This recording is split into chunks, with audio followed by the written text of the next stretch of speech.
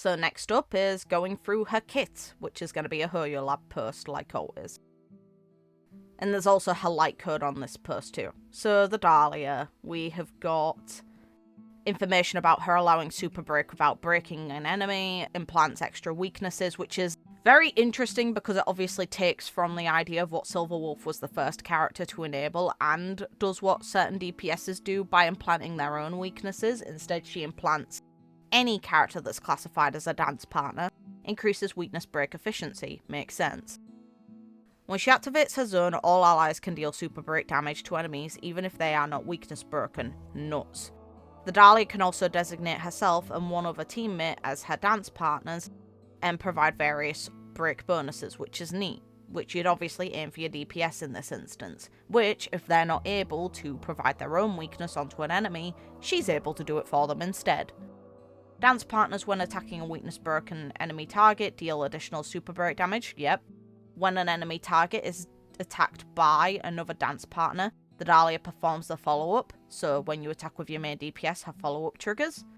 The Dahlia's ultimate applies a weakness of the dance partner's type to all enemies. When your fire characters inflict weakness on enemies, they also regenerate bonus energy.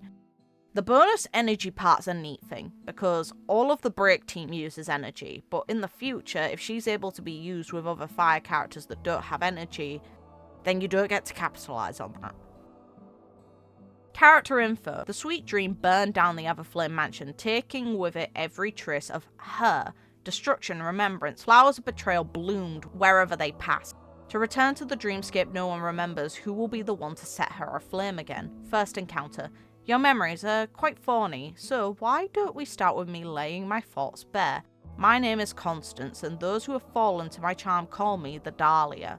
Don't be afraid, come with me.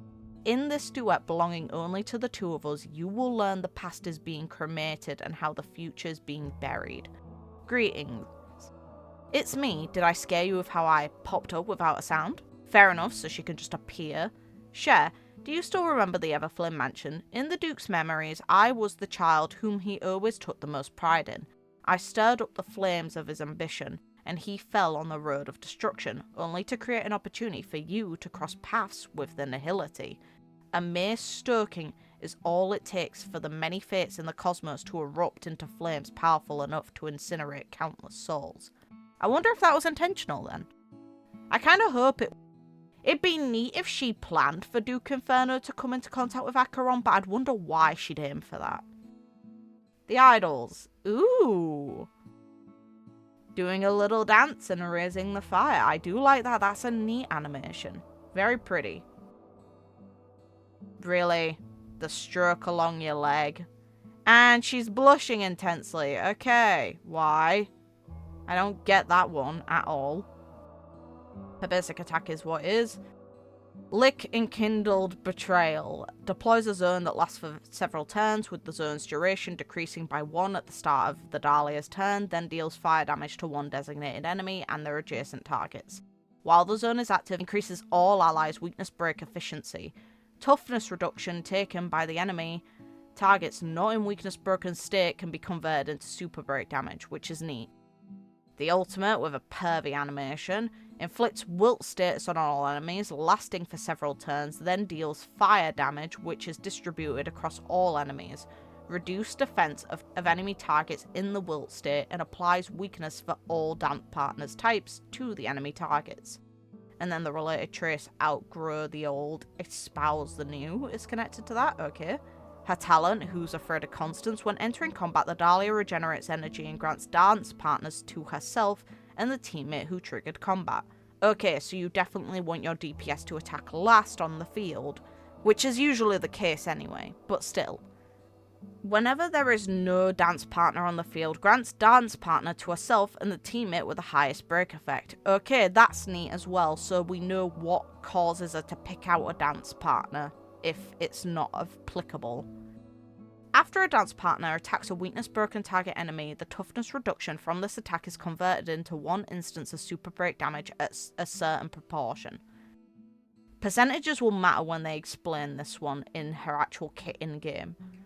After an enemy target is attacked by the other dance partner, the Dahlia launches a follow-up attack, dealing certain instances of damage, each dealing fire damage to one random enemy.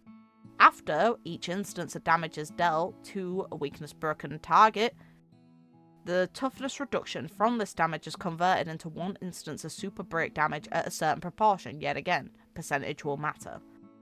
This effect can only be triggered once per turn. Makes sense, it'd be broken if it couldn't be. If the target is defeated before the follow-up attack is used, it will be launched at one random enemy instead. And we've got related traces of Yet Another Funeral and Lament Lost Soul. Technique. The heart makes the finest tomb. Very neat name. Very neat name still. After using technique, creates a special dimension that lasts for several seconds. Enemies within this dimension will not actively attack ally targets. After entering combat with enemies in the special dimension, the Dahlia immediately deploys her skill zone and converts the combat triggering toughness reduction into one instance of super break damage at a certain proportion against enemy targets that are weakness broken. Only one dimension effect created by allies can exist at one time. Well, at the same time, which is fair. Yet Another Funeral. When entering combat, increases other targets' break effect based on the Dahlia's break effect for one turn. That's neat. This effect triggers again, lasting several turns when the Dahlia receives healing or a shield from a teammate, but cannot be triggered repeatedly within a single turn. That's cool. Lament Lost Soul. When using Talent's follow-up attack, recovers one skill point for all allies, which is very neat still. This effect can be triggered once for several Talent's follow-up attacks used. So, is it once? It's not once a turn, it doesn't get that caveat. So it's every time she does a follow-up attack, she's able to get the skill point back. Outgrow the old, espouse the new. When an ally target adds weakness to an enemy target, increases speed by several turns. If an ally fire character implants weakness, when using an attack, deals a fixed amount of fire toughness reduction after the attack for every target with weakness implanted. Also regenerates energy. The maximum amount of energy regenerated through this effect is capped at a certain percentage of max energy. Okay, I do think that's wise to do. And her Ascendance materials don't surprise me at all.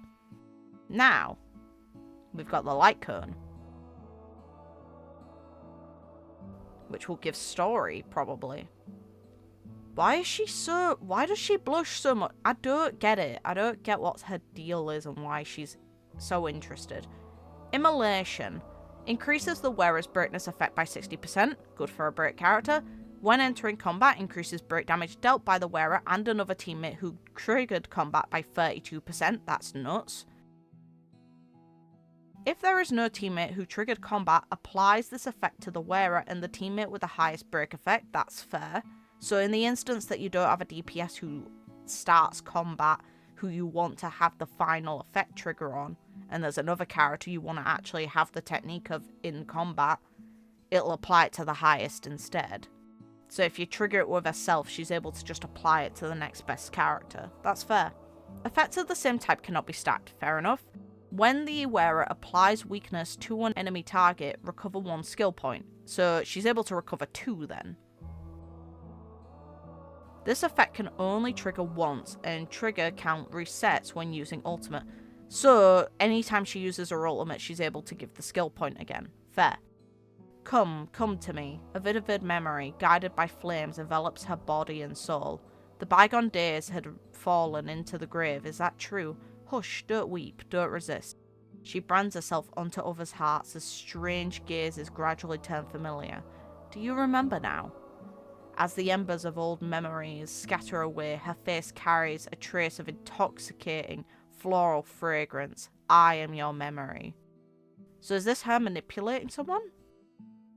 And yeah, this makes sense. And yeah, duh, of course how we obtain it is through warping on the correct banners. But yeah, no. Her expression...